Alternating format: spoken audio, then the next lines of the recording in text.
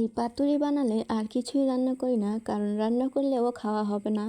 এটা এত মজা হয়, এটা দিয়ে কয়েক প্লেট ভাত অনায়াসে খাওয়া যায়।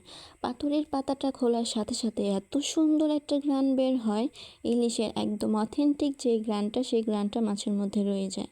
কী যে স্বাদ, মানে স্বাদটা এখনও যেন মুখে লেগে আছে। আজকের ভিডিওটা সম্পূর্ণ দেখবেন, ইনশাল্লাহ অনেক ভালো লাগবে। ইলিশ পাতুরিটা বানানোর জন্য আমি এইখানে প্রথমে 2 চামচ পরিমাণ মতো কালো সরিষা আর সাদা সরিষা নিয়ে নিয়েছি। এখন গরম পানি দিয়ে ভিজিয়ে এক সাইডে রেখে দেব। আমি বেশি গরম পানি দিইনি, উষ্ণ গরম পানিটা ব্যবহার করেছি।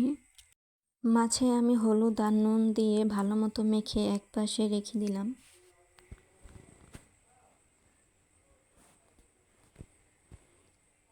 এখন আমি সরিষাটা বেটে নেব। ইচ্ছা করলে আপনারা ব্লেন্ডারে ব্লেন্ড করে নিতে পারেন, তবে বাটা মশলার স্বাদ আমার কাছে সেরা লাগে। মশলাটা যেন তিতা না হয়ে যায়, এই জন্য এর মধ্যে আমি কাঁচামরিচ আর নুন দিয়েছি। আর রান্নার আরেকটু হলুদ লাগবে, তাই আমি এর মধ্যে হলুদটুকু অ্যাড করে দিয়েছি। সরিষা বাটাতে এত ঘ্রাণ বের হচ্ছিল, মন চাচ্ছিল একটু ভাত মেখে খেয়ে নিই। একদম ভর্তার স্মেল আসছিল। ভর্তাটা বাটতে বাটতে খাওয়ার আগ্রহ যেন আরও বেড়ে গেছে। আমার সরিষাটা বাটা হয়ে গিয়েছে। এই পর্যায়ে আমি একটা বাটিতে উঠিয়ে আলাদা রেখে দেব।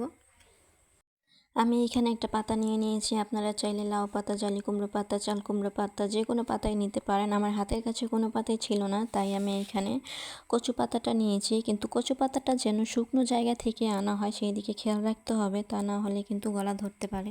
আমি যে সরিষাটা বেটে রেখেছিলাম মাছের উপরে, সেই সরিষাটা দিয়ে দিয়েছি। এখন একটা কাঁচামরিচ দিয়ে আমি কাঁচা সরিষার তেল এর উপর দিয়ে দেব। অনেকখানি আমি সরিষার তেল দিয়ে দিয়েছি। আমি এখন পাতাটাকে ভালো মতো ভাজ করে নেব। আপনারা দেখতে পাচ্ছেন আমি কীরকমভাবে ভাজ করে নিয়েছি।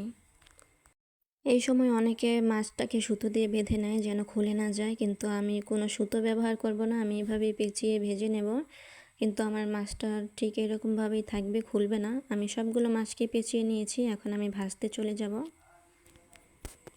এখন আমি একটা কড়াইতে সরিষার তেল গরম করে নিয়েছি। এর মধ্যে আমি সব কয়টা পাতুরিকে দিয়ে দেব। পাতুরিগুলো দেওয়া হয়ে গেলে আমি একটা ঢাকনা দিয়ে 15 সেকেন্ডের মতন ঢেকে এটাকে একটু কুক করে নেব।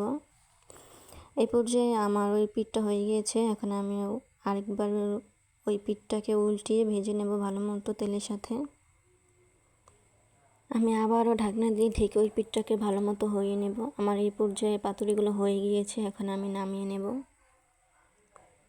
আপনারা চাইলে ওইভাবে ইলিশ পাতুরিটা রান্না করতে পারেন, কারণ এইভাবে ইলিশ পাতুরিটা রান্না করলে দুর্দান্ত স্বাদ হয় আর পেট পুরে ভাত খাওয়া যায়।